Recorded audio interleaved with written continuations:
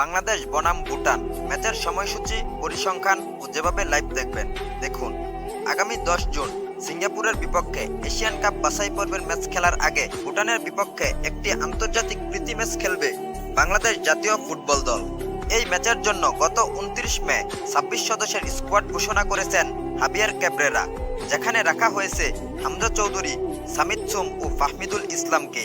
যদিও তাদের এই ম্যাচ খেলার সম্ভাবনা নেই, কেননা 10 জুন সিঙ্গাপুরের বিপক্ষে রয়েছে এশিয়ান কাপ বাছাই পর্বের গুরুত্বপূর্ণ ম্যাচ বাংলাদেশ বনাম ভুটান ম্যাচের সময়সূচি।